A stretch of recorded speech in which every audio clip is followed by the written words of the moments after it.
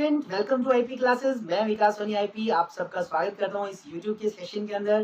तो बताना चाहूंगा ये जो वीडियोस आप देख रहे हैं ये आपको काम आने वाली है बहुत ज़्यादा। कहाँ पर? डिफेंस एग्जाम में।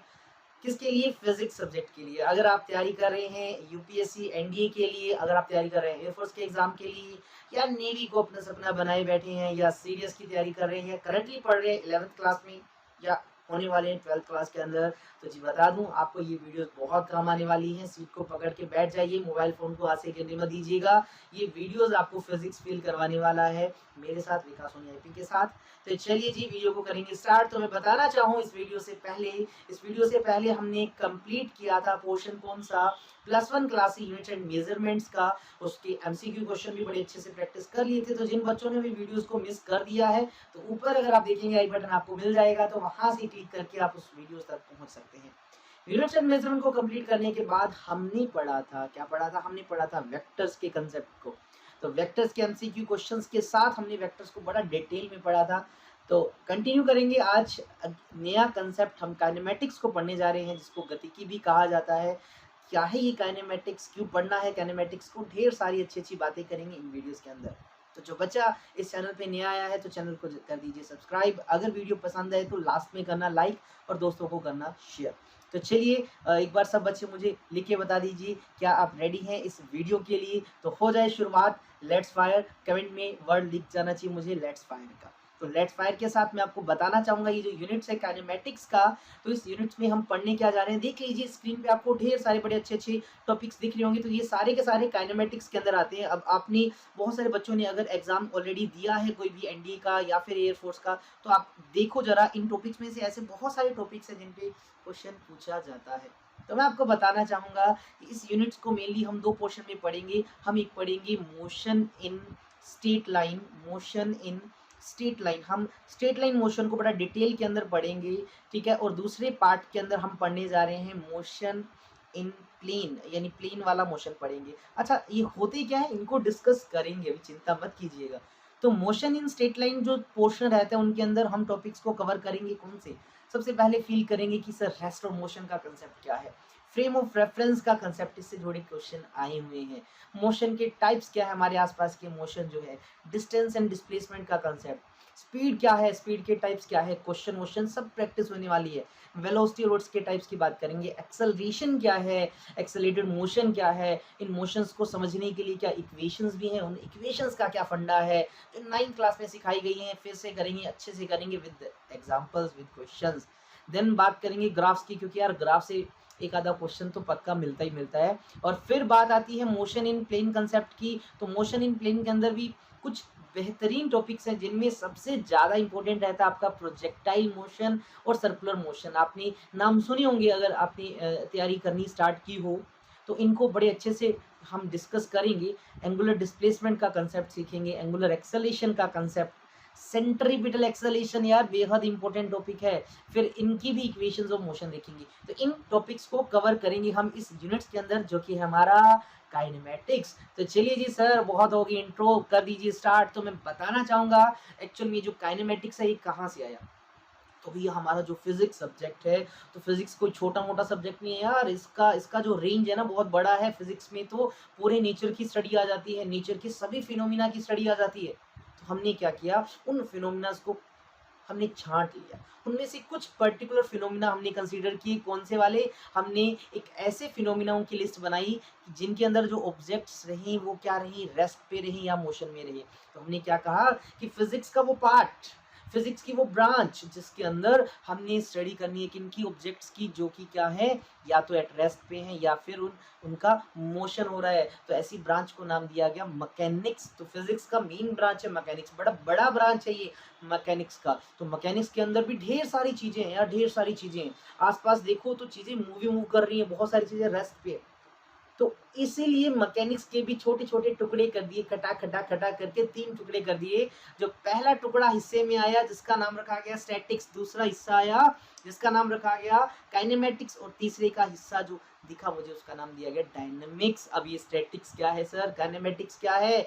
आपने इस चैप्टर की हेडिंग में तो काइनेमेटिक्स लिखा, यहाँ बता रहे हो मैकेनिक्स। तो भैया पता तो होना चाहिए मैकेनिक्स है क्या, ये कौन सी बला है। तो ये फिजिक्स की एक ब्रांच है जिसके अंदर भी 3 छोटी छोटी ब्रांचेस है। तो सबसे जो पहली वाली ब्रांच है उसके अंदर हम किसकी बात करेंगे, हम उनमें बात करेंगे, उन ऑब्जेक्ट्स की स्टडी करेंगे जो एट रेस्ट रहे।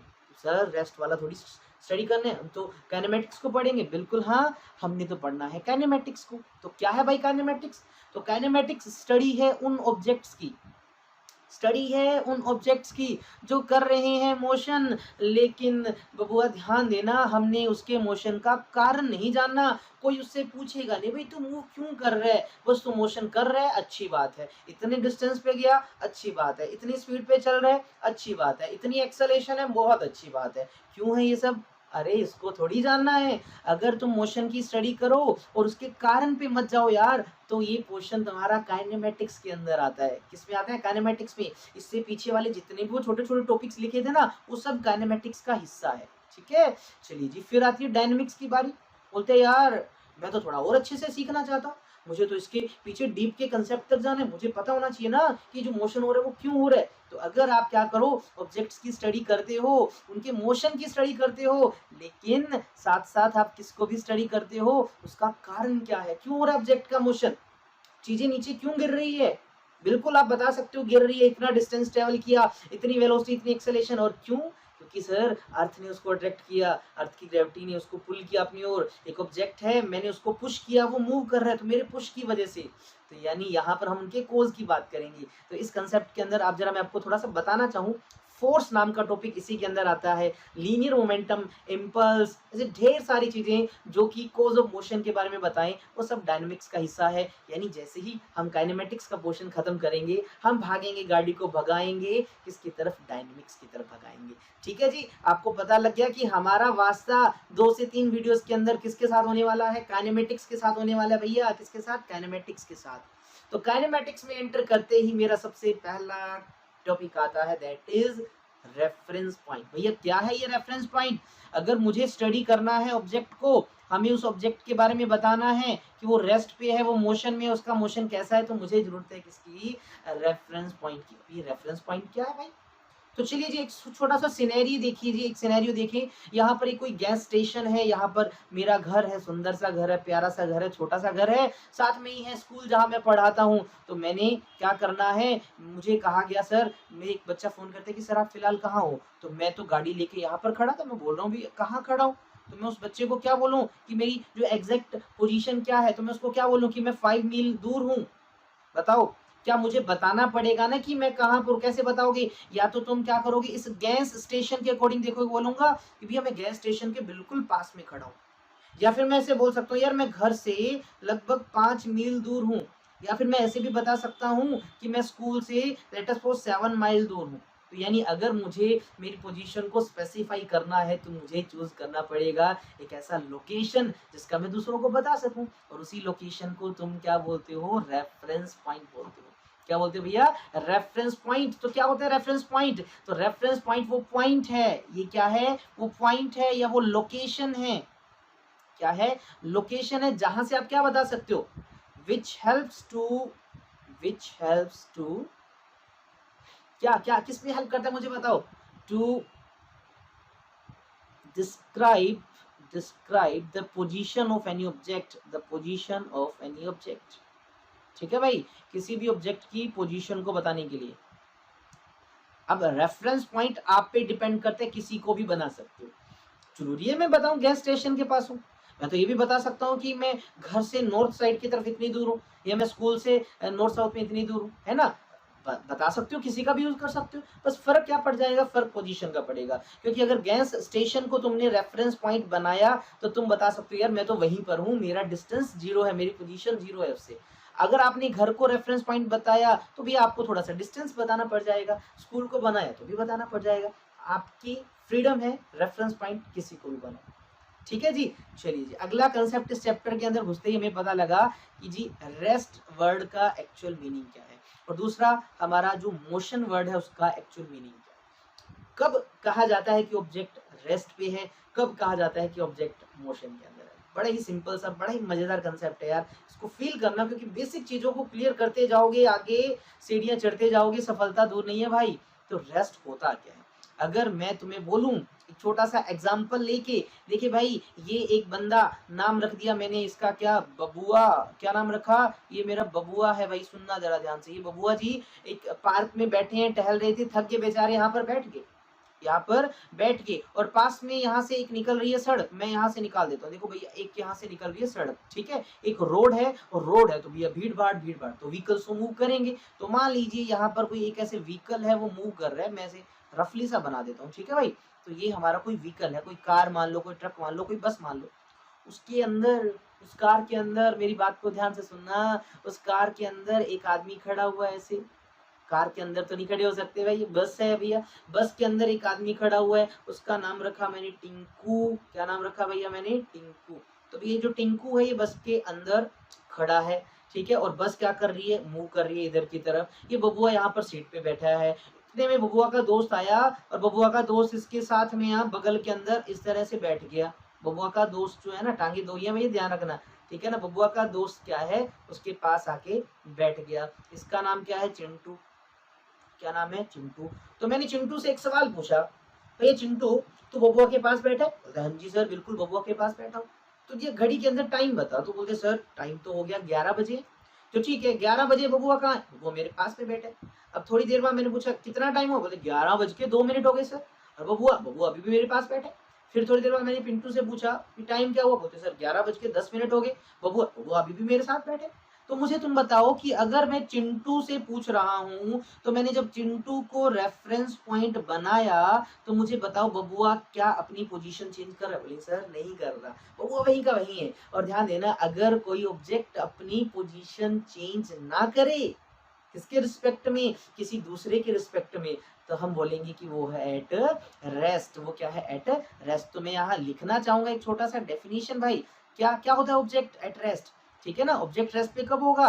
When it does not, when it does not change its position, change its position, ठीक है भाई। पोजीशन सबसे मेन ध्यान रखना, with respect to any reference point, with respect to any reference point, जब वो अपनी position with respect to reference point.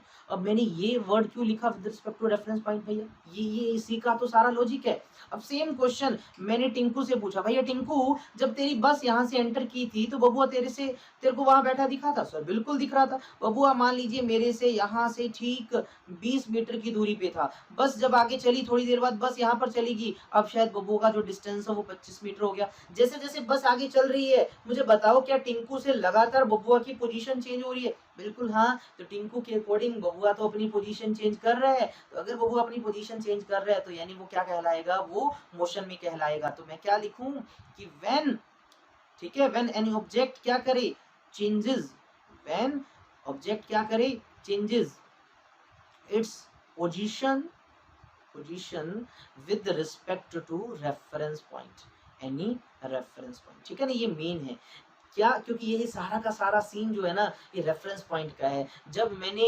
Reference point की उपाधि, जब मैंने रेफरेंस पॉइंट की उपाधि किसको दी, चिंटू को दी, ठीक है ना, चिंटू को दी, तब उसके अकॉर्डिंग बबुआ जो निकला वो रेस्ट पे निकला। जब मैंने रेफरेंस पॉइंट की उपाधि जो है ना, वो किसको दी, वो मैंने टिंकू को दी, तो उसके अकॉर्डिंग तो बबुआ मोशन में निकला। यानी कोई भी चीज एग्जैक्टली रेस्ट और मोशन पे नहीं है। आप कभी बता ही नहीं सकते कि कोई चीज रेस्ट पे है, मोशन में है, because all these are inter related terms, एक दूसरे से इंटर रिलेटेड टर्म्स है। यानी मैं बोलना चाहूं तो no one is absolute, absolute कोई भी नहीं है, ना तो कोई एग्जैक्टली रेस्ट पे है, ना ही कोई एग्जैक्टली मोशन में है। सब फंडा एक एक दूसरे के साथ रिलेटेड है। एग्जाम्पल तुम्हारे सामने बहुत सारे हैं भैया। ये देखो, ये एक ऑब्जेक्ट ए है, ये ऑब्जेक्ट बी है, ये एक ऑब्जेक्ट सी है। बेचारा बस पे नहीं चढ़ पाया, खड़ा यहाँ पर अफसोस मना रहे, यार मैं बस पे नहीं जा पाया। और ए और बी उसके दोनों दोस्त बस में चढ़ गए, और बस जो है वो चलने लगी। अब वही फिर से क्वेश्चन मैं तुमसे पूछूं कि तुम मुझे बताओ, ये जो ए है, तुम मुझे बताओ ये जो ए है, क्या वो रेस्ट पे है या मोशन में है? तो बोलेंगे सर तो मोशन में। नहीं, मैं नहीं बोलता कि मोशन में। चलो मैं तुमसे पूछूं कि अगर तुमने रेफरेंस पॉइंट की उपाधि, अगर तुमने रेफरेंस पॉइंट किसको माना है, सी को माना है, तो भैया सी के अकॉर्डिंग तो ए लगातार आगे जा रहा है, बस मूव कर रही है और ए आगे बढ़ता जा रहा है, तो अकॉर्डिंग टू सी जो है ना वो क्या है, ए जो है वो किसमें है, मोशन के अंदर है। लेकिन अगर बेटा तुम रेफरेंस पॉइंट बी को मानो तो जो दूसरा दोस्त है बोलेगा यार ये तो मेरे पास ही बैठा है, ये देखो ये बस चल रही है, कोई दिक्कत नहीं है, तो मेरे पास ही बैठे। तो अकॉर्डिंग टू बी जो है, अकॉर्डिंग टू तुम्हारे बी जो है वो क्या होगा, ए जो होगा वो होगा एट रेस्ट होगा, है ना। इसलिए तो मैं बोल रहा हूँ ये इंटर रिलेटिव टर्म्स है। ऐसे ही एग्जांपल ये बस वाला यहाँ से समझो, देखो ये चिंटू और उसका दोस्त बबुआ बस में बैठ चुके हैं, बेचारा एक दोस्त ये रह जाएगा, सेम ही एग्जांपल तो है। ठीक है जी। आपने ये देखा भी होगा यार, कभी रोड पे तुम जब बस में जा रहे हो तुम साथ में ट्रीज को देखते हो, तो मुझे बताओ पेड़ तुम्हें पीछे जाते हुए दिखते हैं, तुम्हारे according trees are moving in backward direction. लेकिन अगर कोई आदमी बाहर खड़ा है तो उसके अकॉर्डिंग तो पेड़ वहीं के वहीं है। तो पेड़ की एग्जैक्ट स्टेट क्या हुई, तो कंफ्यूज कर दिया। पेड़ की एग्जैक्ट स्टेट कुछ भी नहीं है, वो डिपेंड करता है रेफरेंस पॉइंट पे। भैया तुमने रेफरेंस पॉइंट किसको माना है, ठीक है भाई, समझ आ रहा है। अब इस रेफरेंस पॉइंट को थोड़ा सा और अच्छा बनाया हमने, एक और कंसेप्ट जोड़ दिया, that is frame of reference. अब ये फ्रेम ऑफ रेफरेंस का क्या फंडा हो गया सर, है ना, एक नई चीज और घुसा दी सर आपने। बिल्कुल अच्छी चीज है यार, इसके बारे में तुम्हें पता होना चाहिए। क्या है फ्रेम ऑफ रेफरेंस, देखो हमें इस चैप्टर में पढ़ना है काइनेमेटिक्स। काइनेमेटिक्स में हम करते हैं ऑब्जेक्ट्स की स्टडी, ऑब्जेक्ट्स की मोशन की स्टडी, है ना, और उसके कारण को नहीं जानते। कारण को ना जाने अगर हम ऑब्जेक्ट के मोशन को स्टडी कर रहे हैं तो हाँ हम उसके डिस्टेंस को कैलकुलेट कर सकते हैं, हम उसकी स्पीड को कैलकुलेट कर सकते हैं, हम उसकी वेलोसिटी बता सकते हैं, हम उसकी एक्सेलरेशन भी बता सकते हैं। लेकिन बताओगे कैसे, कोई रेफरेंस पॉइंट तो ले लोगे ना, बिल्कुल बिल्कुल रेफरेंस पॉइंट हम बना के चलेंगे। फिर उस रेफरेंस पॉइंट से आप बताओगे कि जो ऑब्जेक्ट है वो किस तरफ है और कितने मीटर दूर है, क्या वो अलोंग इधर मेरे राइट हैंड साइड है, क्या मेरे वो फ्रंट में है, क्या मेरे वो ऊपर है, क्या वो मेरे पीछे है, ये सब बताओगे। और अगर वो मूव कर रहे हैं तो यार हमारे पास टाइम को मेजर करने के लिए घड़ी भी तो होना चाहिए। अब बता सको यार एक सेकंड पहले तो ये यहाँ था, दूसरे सेकंड में यहाँ चला गया, तीसरे सेकंड में यहाँ चला गया। तो कुल मिला के क्या मैं बोलूं कि अगर एक ऑब्जर्वर है तुम्हारे पास, क्या है तुम्हारे पास, एक ऑब्जर्वर है, ठीक है ना, क्योंकि यार देखने के लिए ऑब्जर्वर चाहिए। दूसरा, उसने एक घड़ी को बांधा हुआ अपने हाथ में, ठीक है भैया, ठीक है। तीसरा, उसने क्या किया, एक इमेजिनरी कोऑर्डिनेट फ्रेम सपोज कर रखा है, एक कोऑर्डिनेट सिस्टम बना रखा है, कोऑर्डिनेट एक्सिस का कोऑर्डिनेट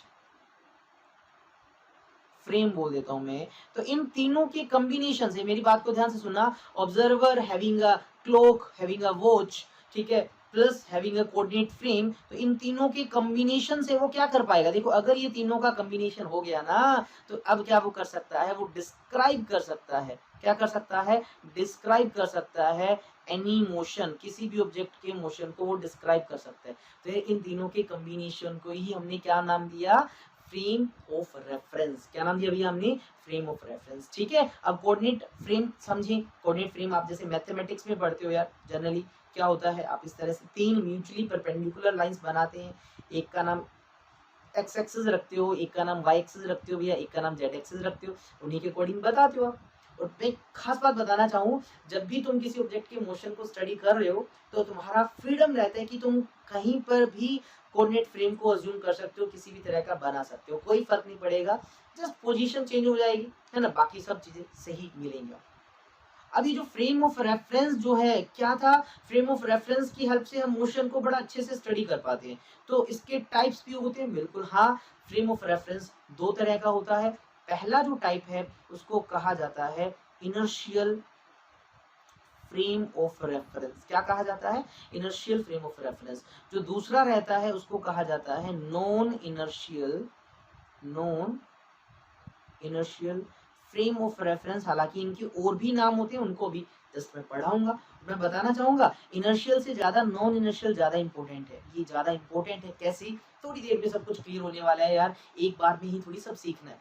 तो अब सबसे पहला हमारा है इनर्शियल फ्रेम ऑफ रेफरेंस होता क्या है, इनर्शियल फ्रेम ऑफ रेफरेंस होता क्या है, देखिए एक ऐसा रेफरेंस पॉइंट, क्योंकि मेजर तो वही करेगा ना जिसको आप रेफरेंस पॉइंट मान के चलेंगे, है ना, एक ऐसा रेफरेंस पॉइंट जो क्या हो, या तो वो खुद रेस्ट पे हो, ठीक है, या फिर वो मूव कर रहा हो लेकिन किससे मूव कर रहा हो, यूनिफॉर्म मोशन के अंदर मूव कर रहा हो। अब यूनिफॉर्म मोशन उसको बोलते हैं जिसमें एक्सेलरेशन जीरो हो, या आप बोल दो कि जो वेलोसिटी है वो बेटा आपके पास क्या हो, कांस्टेंट हो। उसको उस ऐसे इस ऐसे फ्रेम ऑफ रेफरेंस को आप क्या बोलते हो, इनर्शियल फ्रेम ऑफ रेफरेंस। फिर से सुनना, लेट अस सपोज मैं तुम्हें बोल दूं कि ये जो बस है वो इसके आगे से मूव कर रही है, और ये आदमी जो है मैंने इसको बोला कि भैया ये रेफरेंस पॉइंट है, यहीं से मैं उस बस की पोजीशन बताऊंगा, मैं यहीं से टाइम मेजर करूंगा। तो ध्यान देना, इस सिचुएशन में मेरा ये जो ऑब्जर्वर है, मेरा जो फ्रेम पॉइंट वाला, ये जो रेफरेंस पॉइंट वाला इंसान है, ये एट रेस्ट है।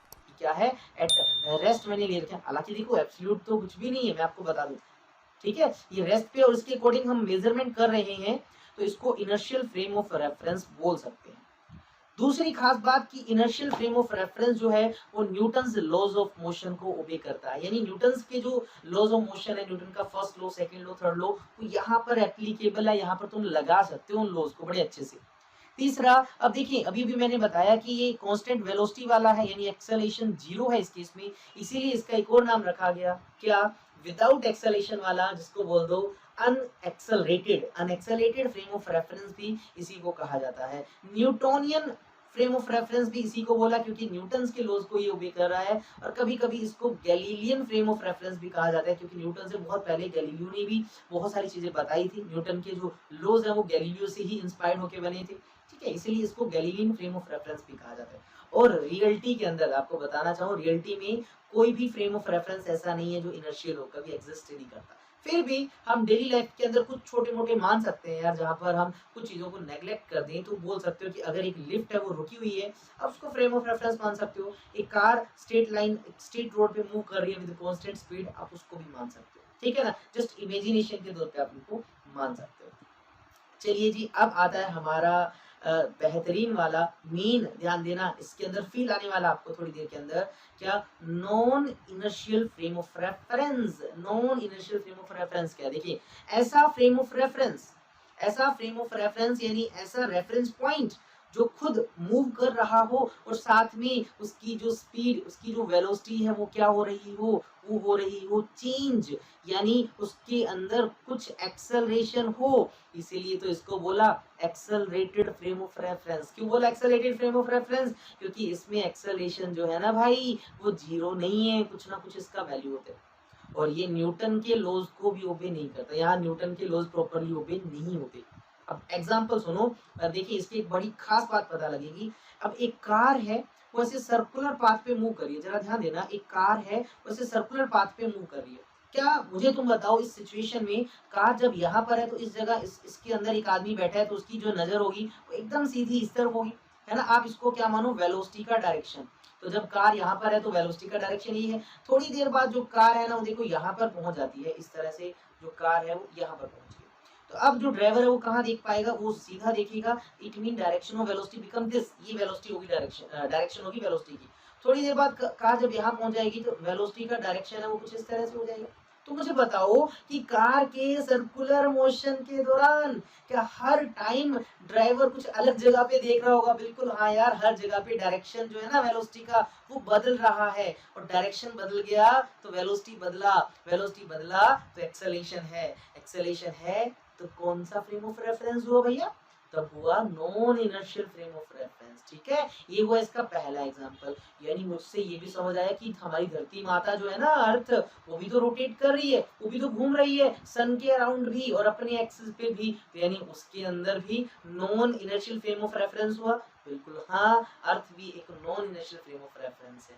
दूसरे एग्जांपल की बात करें तो मैंने तुम्हें कहा तुम्हारे पास भैया क्या है, एक लिफ्ट है, तुम्हारे पास क्या है, एक लिफ्ट है, और वो लिफ्ट क्या कर रही है, एक्सेलरेट कर रही है ऊपर की तरफ या नीचे की तरफ। यानी एकदम लिफ्ट रुकी हुई थी, सडनली वो ऊपर चलना स्टार्ट की, यानी वेलोसिटी चेंज हो रही है उसकी, या जब वो नीचे आ रही है तो उसकी स्पीड एकदम से बढ़ रही है, यानी एक्सेलरेशन होना जरूरी है। एक्सेलरेटिंग लिफ्ट, चाहे वो अपवर्ड हो चाहे वो डाउनवर्ड हो, ये भी किसका एग्जांपल है, non inertial frame of reference. मैंने एक छोटी सी चीज लिखी है, थोड़ा सा आप बच्चों ने शायद इस जगह ध्यान नहीं दिया कि इन दोनों केसेस में कोई स्पेशल चीज है, मुझे बताओ, इन दोनों केसेस के अंदर, अभी और भी केस आएंगे, इन दोनों में कुछ स्पेशल चीज है, मुझे बताओ। कभी तुम मतलब कार में बैठे हैं, अगर आप कार में बैठे हैं और आप एक रोड पे चल रहे हैं और सडनली एक टर्न आता है, एक मोड़ आता है, है ना, मैं निकला गड्डी लेके, रास्ते में सड़क पे एक मोड़ आया, है ना, मोड़ आ गया। तो जब मोड़ पे गाड़ी मुड़ती है तो मुझे बताओ तुम कैसा फील करते हो, है ना, मोड़ पे तुम ऐसे हो जाते हो, ऐसे टेढ़ा हो जाते हो। तुम सब बच्चों को पता है ऐसा होता है ना तुम्हारे साथ, मोड़ पे ऐसे तो होते हैं। क्यों होता है मुझे बताओ तुम। उस दौरान जब ऑब्जेक्ट सर्कुलर मोशन में है और आप उसके अंदर बैठे हो, आप भी सर्कुलर मोशन में है, तो आपको एक आउटवर्ड बाहर की तरफ एक फोर्स लगता है, ये होता है। मुझे बताओ क्या आप इस गाड़ी के अंदर बैठे हैं तो आपको एक बाहर की तरफ एक इमेजिनरी फोर्स लगता है, देखिए आपकी बॉडी को जैसे कोई फोर्स लगा रहा है आपको बाहर की तरफ, ऐसा फील हुआ होगा पक्का। चलो नहीं भी हुआ ना तो ये वाला फील हुआ होगा आपको। ये दूसरा एग्जांपल कि अगर कोई बच्चा एक लिफ्ट के अंदर खड़ा है, लिफ्ट को ऑन किया, मतलब ऊपर की तरफ हमने बटन को प्रेस किया, अभी थर्ड फ्लोर पे जाना है हमें, तो जब लिफ्ट ऊपर की ओर जाती है तो बताओ आपको कैसा फील होता है। क्या आपको ऐसा नहीं लगता कि जब आप ऊपर की तरफ जाते हो तो आपका वेट बढ़ रहा है, कोई नीचे की ओर खींच रहा है, अंदर से कुछ अलग सी फीलिंग आती है। और वही लिफ्ट जब नीचे की ओर आती है आप अपने आप को हल्के महसूस करते हो, आपको लगता है यार हम तो बड़ा आसानी से नीचे आ रहे हैं, मेरा जो वेट है वो कम हो रहा है। ऐसा बिल्कुल होता है सब बच्चों के साथ, आपने ये फील भी किया होगा। यानी इस केस के अंदर भी आपको एक इमेजिनरी, एक फॉल्स, एक शूडो फोर्स एक्सपीरियंस होता है, एक इमेजिनरी फोर्स, एक अदृश्य फोर्स आपको यहाँ पर फील होगा। इस सिचुएशन के अंदर भी होगा, इस सिचुएशन के अंदर भी होगा। और सिर्फ इन्हीं के अंदर ही नहीं, जब जब non inertial frame of reference हो, जब जब आप एक ऐसी चीज के अंदर है जो एक्सेलरेट कर रहा है, जहां पर वेलोसिटी चेंज हो रही है, वहां वहां पर आपको एक इनविजिबल फोर्स एक्सपीरियंस होगा, उस ऑब्जेक्ट को होगा जो इस फ्रेम ऑफ रेफरेंस के अंदर है। उस फोर्स का बड़ा एक स्पेशल नाम है, उसको शूडो फोर्स कहा जाता है, जिसको फॉल्स फोर्स भी कहा जाता है। क्या सिर्फ ये दो ही सिचुएशन है? नहीं भाई, चिंता मत करो, और भी सिचुएशन है। तो मैं बताना चाहूँ हमारी जो अर्थ है वो भी तो गोल गोल घूम रही है, रोटेट कर रही है। और अगर अर्थ रोटेट कर रही है, अर्थ नॉन यूनिफॉर्म मोशन में है, उसका वेलोसिटी चेंज हो रहा है, यानी एक्सेलेशन है, तो अर्थ के ऊपर जो ऑब्जेक्ट्स है उनको एक फोर्स एक्सपीरियंस होता है, बिल्कुल होता है। तो मैं बताना चाहूंगा objects deflect to the right in the northern hemisphere, कि नॉर्थर्न हेमिस्फीयर में जो ऑब्जेक्ट्स होते हैं ना उन पे राइट हैंड साइड पे एक फोर्स लगता है, और वहीं साउथर्न हेमिस्फीयर है ना उन पे लेफ्ट हैंड साइड में एक फोर्स लगता है। और वो फोर्स कौन सा? अभी तो मैंने बताया, वो इनविजिबल फोर्स, वो शूडो फोर्स। ठीक है ना, फिर बात को ध्यान से सुनना, बड़ा ही अच्छी चीज है ये।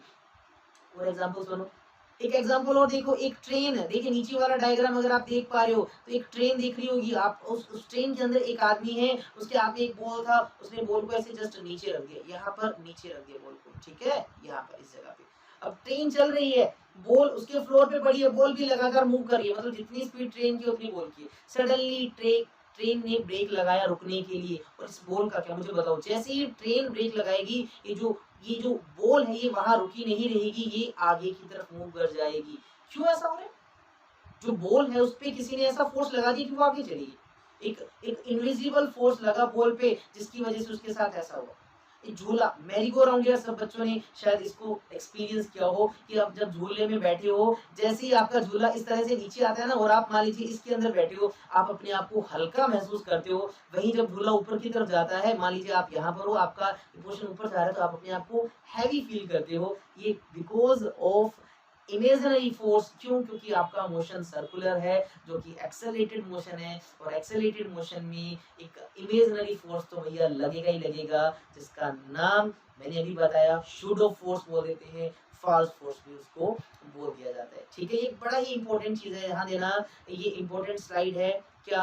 अ फिक्टिशियस फोर्स, जिसको आप शूडो फोर्स भी बोलते हो, कभी कभी इसको डी एल्बर्ट फोर्स भी बोलते हैं, या इसको इनर्शियल फोर्स भी बोल दिया जाता है। एक ऐसा फोर्स है जो अपीयर होता है किसी ऑब्जेक्ट पे, लगता है उसके मास पे, कब? अगर उसका जो मोशन है ना वो किसके अंदर है, वो आप non inertial frame of reference की बात कर रहे हो, तब ऐसा होता है। ये बात को ध्यान से सुनना। जैसे कि रोटेटिंग फ्रेम, जनरली जितने भी रोटेटिंग फ्रेम हैं वो सारे के सारे आपके नॉन इनर्शियल तो होते हैं। उसके अलावा लिफ्ट वाला भी देखो, वो रोटेट नहीं करती लिफ्ट, लेकिन वो अगर ऊपर की तरफ एक्सेलरेट करे या नीचे की तरफ एक्सेलरेट करे तो वो भी आपका non inertial frame of reference है। ठीक है, एग्जांपल दे रखा है, देखिए एक example is seen in a passenger vehicle, कोई पैसेंजर व्हीकल है that is accelerating in a forward direction, कि वो व्हीकल आगे चल रहा है, तो सारे के सारे जो उसके अंदर अंदर बैठे पैसेंजर हैं वो सारे के सारे गाड़ी के अंदर एकदम रिलैक्स बैठे। Passenger perceives that they are acted upon a force in the rearward direction pushing them back into their seats। जब देखो गाड़ी चल रही है तो ऐसे सीट के साथ चिपके रहते हैं जैसे कोई पीछे उनको खींच रहा है, ठीक है ना। एक एग्जांपल और देखिए रोटेटिंग फ्रेम ऑफ रेफरेंस का, is that a force that appear to push the object outward toward the rim of the centrifuge. जब आप सर्कल में घूमते हो तो बाहर की तरफ एक फोर्स लगता है, मैंने थोड़ी देर पहले बताया, जिसको हम बाद में एक नाम देंगे सेंट्रीफ्यूगल फोर्स, ठीक है ना, उसकी वजह से। तो ये सब फिक्टिशियस फोर्स दिखते हैं जनरली। सेंट्रीफ्यूगल फोर्स है वो एक फिक्टिशियस फोर्स है।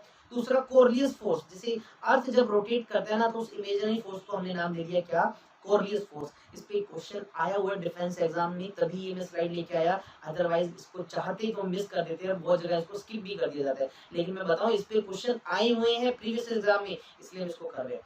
अगर वीडियो पसंद आती है तो भैया इसको लाइक कर देना, आखिर में जाके बोलना मत, और जिसने चैनल को सब्सक्राइब नहीं किया तो चैनल को कर दीजिए सब्सक्राइब और अपने दोस्तों को भी कर दीजिए शेयर।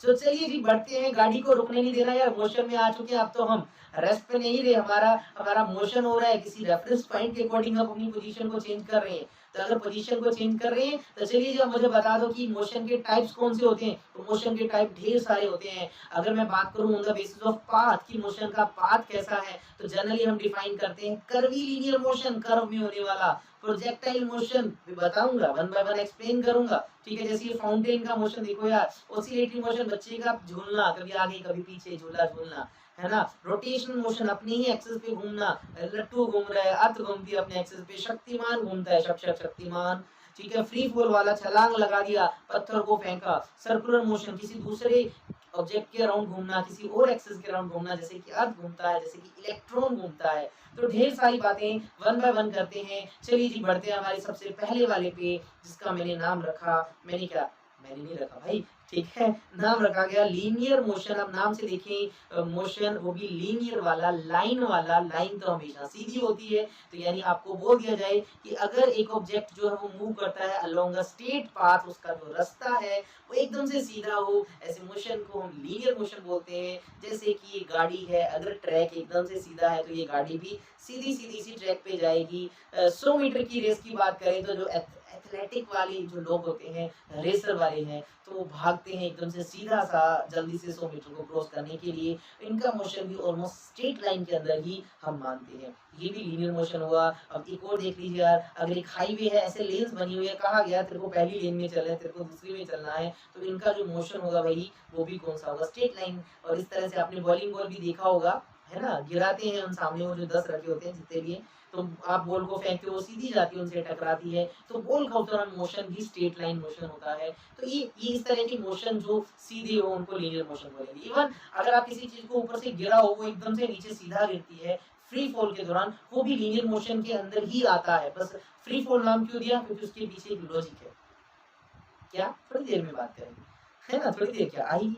फ्री फॉल, तो फ्री फॉल भी एक टाइप का स्ट्रेट लाइन मोशन है, बस फर्क क्या है, इसमें वो जो स्ट्रेट लाइन है वो हमेशा वर्टिकल दिखेगा, ऑब्जेक्ट हमेशा नीचे की ओर होगा या ऊपर की ओर होगा, है ना, ऊपर की ओर नहीं, नीचे की ओर होगा। तो बोल सकता हूँ the motion of an object along a vertical line under the action of gravity. यहाँ पर ग्रेविटी एक्ट करे, अर्थ का अट्रैक्टिव फोर्स उसको नीचे खींचे। अब पत्थर हाथ में पकड़ा, नीचे गिरा दिया, नैया डूब गई इसकी, पानी में चला जाएगा नीचे, क्यों गया, क्योंकि अर्थ ने इस पे फोर्स लगाया। मोशन का पाथ स्ट्रेट है, लाइन है, लेकिन यहाँ पर ग्रेविटी एक्ट कर रही तो फ्री फॉल नाम दिया, ठीक है। बंजी जंपिंग देखा हो यार, मेरा तो फेवरेट ये इवेंट है, जनरली अभी 1-2 साल में करने वाले, मूड बनाते हैं इसका। तो जब ये नीचे गिरता है, हालांकि यहाँ से इसने छलांग लगाया, लेकिन उसके बाद वो अब एकदम से नीचे ऐसे जाएगा, एकदम से नहीं जाएगा, हालांकि उसकी वेलोसिटी कुछ होती है, लेकिन उसके बाद वो एकदम से नीचे गिरता है ना, तो वो जब नीचे की ओर जा रहा होता है, सीधा नीचे की तरफ जाए, आगे पीछे ना जाए। मैं इस मोशन की बात नहीं कर रहा, मैं बात कर रहा हूँ एकदम से नीचे जाए, वर्टिकल, डाउनवर्ड और एक स्ट्रेट लाइन में,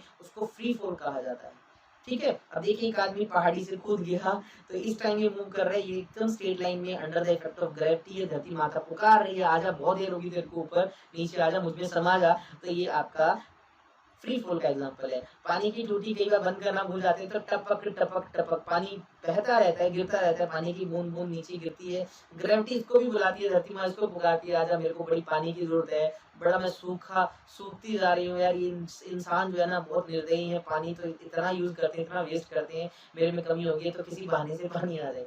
लेकिन टैप वाला पानी ऐसे बहना ये भी वेस्टेज ऑफ वाटर है, तो थोड़ा सा ध्यान देना है इस पे भी। तो इस तरह से ये भी किसका एग्जांपल है, फ्री फॉल का।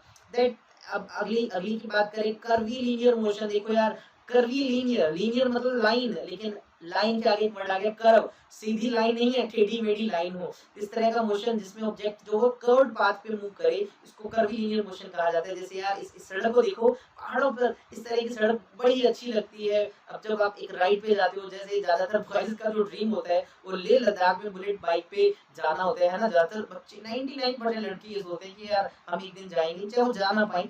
तो उस तरह से आप देखोगे वहां पर जो सड़कें होती हैं एकदम से ऐसे कर्व शेप में होती है, बड़ा ही मजा आता है उन पे चलने के लिए। तो जो मोशन होगा किसी ऑब्जेक्ट का वो स्ट्रेट लाइन में नहीं है, वो कर्व के अंदर है, that's why this motion is known as curvilinear motion. अब आपने जनरली देखा होगा परेड के अंदर, चाहे वो एयरफोर्स डे की बात करें या किसी स्पेशल ओकेजन पे, है ना, एयरफोर्स वाले जो प्लेन है उनसे शोज करते हैं, देखा होगा अलग अलग तरह की स्मोक रिलीज करते हैं, तो उनका मोशन देखिए यार, ये प्लेन का एक कर्व है तो इसलिए कर्वीलिनियर मोशन के अंदर आ जाता है। इस तरह की राइड्स आपने अगर लियो अम्यूजमेंट पार्क्स के अंदर, रोलर कोस्टर जो होते हैं, तो वो कर्व के अंदर मूव करते हैं, कभी कर्व इस तरह से जाती है, कभी किस तरह से ऊपर नीचे टेढ़ी मेढ़ी जाती है, कर्वीलिनियर है। और अगर आपने वाटर स्लाइड्स ली, स्विमिंग पूल्स के अंदर कई जगह लगी होती है, फन पार्क्स के अंदर, वाटर पार्क्स के अंदर स्लाइड्स ऐसे घूम फिर के जो नहीं गोल गोल घूमता है, ठीक है ना, कर्व के अंदर आपको दिखता होगा मोशन ऑब्जेक्ट का कर्वीलिनियर होता है। हम एक जगह बैठ जाए तो एक कर्व के अंदर घूमते घूमते लास्ट में पहुंचते हैं। These are the examples of curvilinear. Basic basic चीजें, इसलिए थोड़ा सा फास्ट चल रहा है, कुछ ज्यादा इतना डीप नहीं पूछेगा इससे, ठीक है ना। जो इंपॉर्टेंट होगा उसको डिटेल में पढ़ेंगे, एक एक मतलब बाल बाल ऐसे निकाल के उसकी खाल को भी चेक कर लेंगे हम। तो अगला है हमारा प्रोजेक्टाइल मोशन। तो देखो प्रोजेक्टाइल मोशन ये एक स्लाइड का नहीं, प्रोजेक्टाइल मोशन बहुत इंपॉर्टेंट है, तो जब हम मोशन प्लेन पे जाएंगे तब उसको पढ़ेंगे, ठीक है, उससे पहले बहुत कुछ सीखने वाले हैं। तो जस्ट एक जनरल सी बात करें, प्रोजेक्टाइल मोशन होता क्या है। The motion of an object under a parabolic path under the action of gravity. अगर कोई ऑब्जेक्ट मूव करे under the effect of gravity, लेकिन उसका पाथ पैराबोलिक हो, कर्व की शेप में आपको दिख जाए, तो आपका प्रोजेक्टाइल मोशन होता है। जरा आप ध्यान से देखिए कि एक ये जो स्नोबोर्डर है वो यहाँ से जैसे जंप करता है, वो उसके पास कुछ इनिशियल वेलोसिटी है, देखिए वो ऊपर की तरफ जा रहा है, लेकिन ग्रेविटी उसको नीचे खींच रही है, उसका पाथ देखिए इस तरह से कर्व बन गया, और under the effect of gravity भी है, तो ये पैराबोलिक पाथ है। इस तरह से देखिए एक आदमी, एक बच्चा जो भी है, ये बास्केटबॉल को फेंक रहा है उसके पोस्ट के अंदर, तो देखिए इस बॉल का मोशन देखो, ऊपर की तरफ गया, उसके बाद ये वापस नीचे क्यों है, क्योंकि ग्रेविटी लेके आ रही है, और पाथ भी देखिए कर्व बन गया। This is also projectile motion. अब यहाँ देखिए फाउंटेन्स देख लीजिए, पानी यहाँ पर गिर रहा है, ऐसे आप देख पा रहे हो, these are also projectile motion. और यहाँ पर भी देखिए एक आदमी को सर्कस के जैसे यहाँ से फेंका गया, एक आदमी है देखिए जंप कर रहा है, यहाँ पर जा रहा है, तो ये भी इसका एग्जांपल है। और भी बहुत सारे एग्जांपल है, फुटबॉल को किक करना, बैट्समैन बॉल को हिट करते हैं, ढेर सारे एग्जांपल प्रोजेक्टाइल मोशन के। तो प्रोजेक्टाइल टॉपिक के अंदर डिटेल में हम देख लेंगे। अब आती है सर्कुलर मोशन, एक होता है रोटेटरी मोशन, रोटेशनल, दोनों में थोड़ा सा फर्क होता है। अब सर्कुलर मोशन है क्या, तो motion of an object along the circular path. जब ऑब्जेक्ट एक सर्कुलर पाथ में मूव करता है किसी एक्सिस के अराउंड, खुद के नहीं किसी और के एक्सिस के अराउंड, उसको सर्कुलर मोशन कहा जाता है। जैसे देखिए ये जो सन है, तो सन के अराउंड आपको पता है अर्थ और बाकी जितने भी प्लैनेट्स हैं, 7 प्लैनेट वगैरह टोटल 80 होते हैं, वो सारे सन के अराउंड घूमते हैं, उन सबका मोशन सर्कुलर है। इवन हमारा जो मून है वो अर्थ के अराउंड घूमता है, तो मून का मोशन भी सर्कुलर है। जुपिटर के ढेर सारे सैटेलाइट्स हैं वो उसके अराउंड घूमते हैं, अर्थ के आर्टिफिशियल सैटेलाइट्स हैं वो उसके अराउंड घूमते हैं, ये सारे के सारे सर्कुलर मोशन का एग्जांपल है, ठीक है। इस तरह से आपने देखा होगा कभी सर्कस वगैरह के अंदर इस तरह से शो लगते हैं, ठीक है ना, मौत का कुआं टाइप इसको बोलते हैं, इसके अंदर बाइक को या कई बार कार को घुमाया जाता है ऐसे गोल गोल, तो ये बीच में ये एक्सिस मान लीजिए इसके चारों ओर घूम रहे हैं, तो ये भी सर्कुलर मोशन हुआ। उस तरह का देखा होगा स्विंग राइड है ना, शिमला साइड जाओ ना, कुफरी साइड, तो इस तरह के स्विंग भी आपको दिखते हैं, काफी ज्यादा हाइट पे ये बना हुआ है, ठीक है ना। तो बहुत ही अच्छा इसके अंदर फील होता है अगर आप इसको एंजॉय करें तो। इसके अंदर भी देखिए यार इसका जो मोशन होगा वो इस तरह से होता है, ये बीच वाला जो टावर देख रहे हो, टावर ये एक एक्सिस का काम कर रहा है और सारी चीजें उसके अराउंड घूम रही है, तो this is again a circular motion. अब बारी है हमारी रोटेशनल मोशन की। रोटेशनल मोशन क्या होता है, देखिए अगर कोई ऑब्जेक्ट अपने खुद के एक्सिस के अराउंड रिवॉल्व करे, जैसे देखिए ये है, ठीक है ना, ये खुद के एक्सिस के अराउंड रिवॉल्व करे, तो this type of motion is known as rotational motion, जिसको आप स्पिनिंग मोशन भी बोल देते हो। तो spinning motion of object about its centre of axis, मतलब उसके अंदर से जो पास हो रहा है उसको हम रोटेशनल मोशन बोलते हैं। जैसे देखिए ये लट्टू है, ठीक है ना, इस तरह से घूम रहा है, तो इसका जो एक्सिस है देखिए इसके बीच में से जा रहा है, ये देखिए इसके अराउंड ये घूम रहे हैं। इसके अलावा बच्चे देखिए इस तरह से पार्क के अंदर घूमते हैं, तो ये जो एक्सिस है इसी के अंदर है, देखिए इस ऑब्जेक्ट के अंदर है और ये घूम रहा है अपनी जगह पे, ठीक है। अब देख लीजिए ये बड़ा सारा झूला है, बड़ा सारा झूला, ये सारा फिक्स है इसके साथ, देखिए इसके साथ, तो ये इसका एक्सिस है, इसके बीच में ये देखिए है ना, पंखा है, देखो ये इसका एक्सिस है, बीच में से ये इसके राउंड घूम रहा है इस तरह से। इन पंखा पूरा एक ऑब्जेक्ट है और एक्सिस उसके अंदर है, वो घूम रहा है लगातार। देखो ये सारे के सारे किसके एग्जांपल है, these are the example of rotational motion. Clear. अब बारी है किसकी, ऑसिलेटरी मोशन की, कभी कभी वाइब्रेटरी भी बोल देते हैं इसको। क्या है, the two and fro motion, आगे पीछे ऊपर नीचे वाला जो मोशन होता है ना अबाउट अ फिक्स पॉइंट, किसी फिक्स पॉइंट के अराउंड, उसको ऑसिलेटरी मोशन कहा जाता है। एग्जांपल देखिए, बड़ा प्यारा सा एग्जांपल है, स्विंग मशीन, सिलाई वाली मशीन। इसके अंदर एक निडल होती है, आपने कभी देखा होगा, तो खचाखच नीचे नीचे ऊपर नीचे ऊपर नीचे इस तरह से करती रहती है। अगर मान लीजिए ये इसका नॉर्मल पोजीशन है, तो ये सुई कभी इसके नीचे जाती है, कभी इसके ऊपर जाती है, कभी नीचे कभी ऊपर, कभी नीचे कभी ऊपर। तो इस तरह का मोशन, आगे पीछे वाला मोशन है ना, ये ऑसिलेटरी है। एक बच्चा झूले पे बैठे है, कभी आगे जाता है, कभी पीछे जाता है, कभी आगे पीछे। और नॉर्मल उसकी पोजीशन क्या होती है, जब झूला बच्चा ना ले, तो झूला एकदम से बीच में होता है यहाँ पर, लेकिन इस पे बैठ के आप झूला लेना स्टार्ट कर दिया, कभी आगे कभी पीछे, कभी आगे कभी पीछे, ऑसिलेटरी मोशन है। एक घंटी देख लीजिए, घंटी के अंदर ये जो, अगर पूरी घंटी ऊपर से मतलब एक पॉइंट से ऑसिलेट कर सकती है, तो पूरी घंटी के आगे पीछे कर सकती है। जैसे यहाँ से देख लीजिए, इसको इस तरह से कर सकती है, ठीक है। जैसे जनरली पेंडुलम होती है, देखा होगा घड़ियों के अंदर ये जो पेंडुलम वाला पार्ट होता है ना, ये यहाँ से फिक्स होता है, ये कभी आगे कभी पीछे, इस तरह से उसका जो मोशन होता है ये ऑसिलेटरी मोशन होता है, ठीक है। ये सारे के सारे मोशन आगे आएंगे, आगे आएंगे, मैं आपको बता रहा हूँ। यहाँ पर जस्ट उनका एक छोटा सा डिस्कशन था, बेसिक सी बात। तो उसके बाद हमारा जो टॉपिक आता है, that is types of motion. फिर से टाइप्स ऑफ मोशन कितनी बार करवाओगे सर, बोर हो गए अब, कुछ नया बताओ, तो नया सीख लो भाई। जो पहले थे वो सब पाथ के अकॉर्डिंग थे, अब पाथ के अकॉर्डिंग नहीं है, अब है on the basis of dimensions. Object का मोशन आपने बताना on the basis of dimensions. Dimension बोले तो axis coordinate, axis 3, X axis, Y axis, Z axis, उनकी हेल्प से एक्सप्लेन करो भाई। तो उनके अकॉर्डिंग हमने 3 तरह के बना दिए मोशन। पहले को बोला गया वन डायमेंशनल मोशन, 1D, जिसको मैं लिख देता हूँ। दूसरा हमारा है 2D मोशन, 2 डायमेंशनल मोशन। और तीसरा है हमारा 3D मोशन, 3 डायमेंशनल मोशन। अब ये क्या चक्कर है सर, 1 डायमेंशन, 2 डायमेंशन, 3 डायमेंशन, जल्दी जल्दी से मुझे बता दो। तो बता देते हैं भाई, हमारा जो पहला है कौन सा, 1 डायमेंशन वाला मोशन। 1 डायमेंशन वाला मोशन मतलब 1 वर्ड आया, कुछ तो खास बात है इस वर्ड की, तो बिल्कुल खास बात है। आपको बताओ, जब भी किसी चीज के मोशन को एक्सप्लेन करते हैं, तो हमारे पास, जब भी किसी चीज के मोशन को एक्सप्लेन करते हैं, तो हमारे पास 3 एक्सिस यूज किए जा सकते हैं, एक्स एक्सिस, वाई एक्सिस और जेड एक्सिस। अगर आप उसके मोशन को डिस्क्राइब करो और आप सिर्फ तीनों में से किसी एक का ही काम चला लो, किसी एक ही कोऑर्डिनेट एक्सिस की हेल्प से आप उसके मोशन को एक्सप्लेन कर दो, या उसकी ऑब्जेक्ट की पोजीशन अगर चेंज हो रही है ना, तो विद रिस्पेक्ट टू 1 एक्सिस हो रही है, ठीक है ना, ऐसे मोशन को 1 डायमेंशन मोशन कहा जाता है। क्या, सुनना जरा, only one coordinate of the position of the body changes with respect to time and surrounding। जैसे मैंने कहा कि एक ऑब्जेक्ट A से B गया, तो अगर मैं जरा ध्यान दूं, मैं एक्सिस बनाता हूं, ये एक्स एक्सिस है, ये वाई एक्सिस है, जेड एक्सिस। देखिए एक्सिस कोई भी बना सकते हो, जरूरी नहीं कंपल्सरी नीचे एक्स लिखा ऊपर वाई इधर जेड, कोई मर्जी बना सकते हो। तो देखो इसका मुझे मोशन एक्सप्लेन करना है, तो पहले ये यहाँ पर था, तो इसकी इस एक्सिस पे पोजीशन x1 है। थोड़ी देर बाद ये ऑब्जेक्ट यहाँ पर पहुंचा, तो पोजीशन उसकी हो गई x2। तो देखो पोजीशन x1 से x2, ये सिर्फ और सिर्फ x एक्सिस पे इसकी पोजीशन चेंज हो रही है, मतलब बताओ y पे चेंज हो रही है ना, y पर पहले भी इतनी थी, बाद में भी इतनी है, यानी सिर्फ और सिर्फ आपने x की हेल्प से इसकी पोजीशन को डिस्क्राइब कर दिया। तो इस तरह के मोशन को 1 डायमेंशन मोशन कहा जाता है। और खास बात सुनना जरा ध्यान से, इसी 1 डायमेंशन मोशन को एक और नाम से पुकारा जाता है, आजा तुझको पुकारे मेरे गीत रे, है ना। इसको किस नाम से पुकारा जाता है, इसको स्ट्रेट लाइन मोशन कहा जाता है। स्ट्रेट लाइन मोशन चाहे नीचे हो, चाहे ऊपर हो, चाहे इधर हो, चाहे टेढ़ा हो, ऑब्जेक्ट स्ट्रेट लाइन में मूव करना चाहिए। उसकी मुंडी मोशन के दौरान घूमनी नहीं चाहिए, घूम गई तो समझ लो डायरेक्शन बदल गई, एक ही डायरेक्शन होनी चाहिए उसकी, स्ट्रेट लाइन मोशन होना चाहिए। Example, motion of a car, नहीं, motion of a car on straight road, car भी इधर उधर भी घूम सकता है, सीधा चलना चाहिए भाई, सीधा, ठीक है ना, सीधा देखो, तो बिल्कुल आपका 1 डायमेंशन मोशन ही होता है। फ्रीली फॉलिंग ऑब्जेक्ट्स, बिल्कुल जब चीजें नीचे एकदम फ्री फॉल करो, ऐसे पटक के छोड़ के वो एकदम से नीचे आएगा, तो एक ही एक्सिस रिक्वायर्ड होगा आपको, तो भी इसका एग्जांपल है। यानी ऐसे ऑब्जेक्ट का मोशन एक्सप्लेन करोगे तो या तो सिर्फ एक्स एक्सिस का यूज करोगे, या सिर्फ वाई का कर लो, या फिर जेड का कर लो, एक्सिस एक ही यूज करना है तुम्हें। जैसे ये आदमी देखो, वोडाफोन वाला आदमी भाग रहा है सीधा स्ट्रेट लाइन के अंदर, एक कार चल रही है देखो सीधा, ये नीचे फ्रीली फॉल ऑब्जेक्ट्स हो रहे हैं, एकदम से सीधा नीचे गिरेंगे, थोड़ी से टेढ़ा मेढ़ा होकर डांस करते नीचे आएंगे, आएंगे तो सीधा नीचे आएंगे। तो ये किसके एग्जांपल हुए, आपके वन डायमेंशन मोशन के हुए।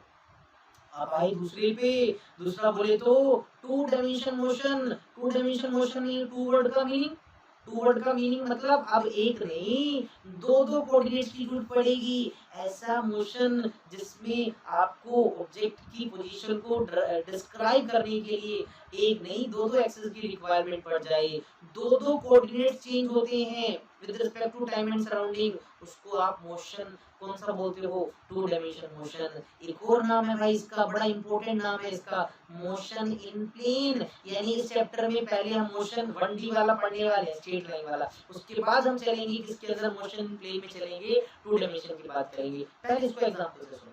तो मान लीजिए एक ऑब्जेक्ट यहाँ पर ए पे है, वो बी पे चला गया। जब वो ए पे था उसकी कुछ पोजीशन इस एक्सिस पे थी, लेट अस सपोज वो कितनी है x1, उसकी कुछ पोजीशन y एक्सिस पे थी, लेट अस सपोज वो कितनी है y1। जब वो b तक गया तो जरा सोचो, x पे कुछ और पोजीशन आ गई, देखो x2 आ गई, ऐसे ही y पे भी एक और पोजीशन आ गई y2, यानी x एक्सिस की भी वैल्यू चेंज हुई x1 से x2, y पे भी चेंज हुई y1 से y2, यानी दो दो कोऑर्डिनेट्स पे वैल्यू चेंज हो रही है, आपको दो दो कोऑर्डिनेट्स की जरूरत पड़ रही है, इसलिए इस मोशन को बोला गया टू डायमेंशनल मोशन। इसको आप मोशन इन प्लेन भी बोल सकते हो। और जरा ध्यान दीजिए, इस डायग्राम में आपने x और y एक्सिस का यूज किया, आप क्या बोलोगे, ऑब्जेक्ट का मोशन एक्स वाई प्लेन में है, किसमें, एक्स वाई प्लेन में, क्योंकि एक्स और वाई चेंज हो रहे हैं। अगर वाई और जेड चेंज होता हम बोलते हैं कि मोशन वाई जेड प्लेन में है, और अगर एक्स और जेड चेंज होता तो हम बोलते हैं मोशन एक्स जेड प्लेन के अंदर है। तो सर एग्जांपल बता दीजिए, एग्जांपल देखिए, car on a circular turn, एक कार है वो मुड़ती है, मुझे बताओ एक कार सीधी चल रही थी, स्ट्रेट लाइन था, वो मुड़ गया, एक और एक्सिस आ गया, कार हवा में तो नहीं उड़ी ना, तीसरा एक्सिस तो नहीं आया,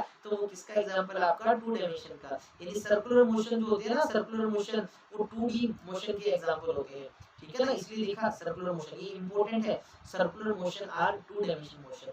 प्रोजेक्टाइल मोशन, ध्यान देना, प्रोजेक्टाइल आपको बताया था मैंने, एक ऐसे, मेरी बात को जरा ध्यान से सुनना, मैंने तुम्हें कहा कि एक ऐसे ऐसे एक बिल्डिंग है, यहाँ से एक बॉल है, बॉल को मैंने फेंका ऐसे, तो आपको पता है बॉल यहाँ से ऐसे नीचे गिरेगा ना, यहाँ पर पहुंच गया। अब इसके मोशन को एक्सप्लेन करना है तो मुझे बनानी है एक्सेस, तो मैंने क्या किया, इमेजिन किया ये एक एक्सेस बना लिया, नाम जो भी दे दो, एक्स देना चाहो एक्स दे दो, वाई देना चाहो वाई दे दो, जो मन करे वो नाम दे दीजिए। दूसरा देखिए नीचे की ओर जा रहा है तो मैंने एक एक्सेस नीचे की ओर बना दिया, ठीक है, ये अगर बेटा एक्स एक्सिस है, ये वाई एक्सिस है, तो तीसरा इसके परपेंडिकुलर होगा। अब 2D चीजें, आपकी जो स्क्रीन है वो तो 2D है, तो 3D मैंने थोड़ा सा फील बनाने के लिए ऐसे बना दिया, थीटा जेड एक्सिस, ठीक है।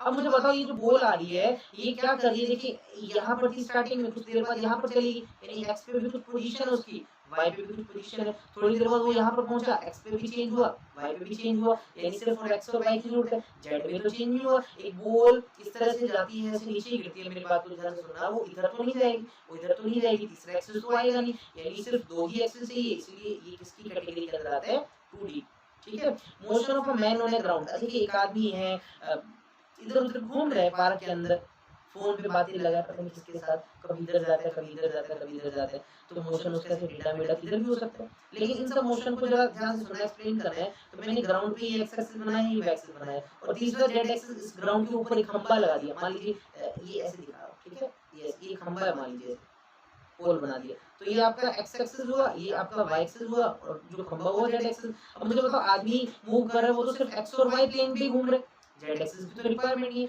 कौन सा आदमी हवा में ऊपर उड़ रहा है मुझे बताओ, हवा में तो नहीं जा रहा, यानी मोशन उसका एक प्लेन पे हो रहा है, ठीक है, इसलिए इसको टू डायमेंशन मोशन कहा जाएगा। एक पहचानने का बड़ा सिंपल सा तरीका, ऑब्जेक्ट का मोशन ध्यान देना कुछ इस तरह से होगा कि वो इमेजिनरी प्लेन को लगातार टच कर रहा होगा, आप इमेजिन कर सकते हो कि उसका पूरे का मोशन जो है ना वो एक प्लेन के ऊपर है। जैसे अगर मैं हाथ को एक प्लेन बनाऊं, या इस चीज को मैं एक प्लेन मान के चलूं, इस तरह से आप देखिए जरा, ठीक है, तो ये जो सर्कुलर मोशन है इसके ऊपर टच करेगा हर पार्ट पे। एक आदमी देखिए ग्राउंड है तो इसके ऊपर घूम रहा है, जब तक इसको टच कर रहे हैं तो ये मोशन प्लेन है, जैसे आदमी ऊपर उड़ेगा या नीचे गिरेगा वो थ्री के अंदर चला जाएगा।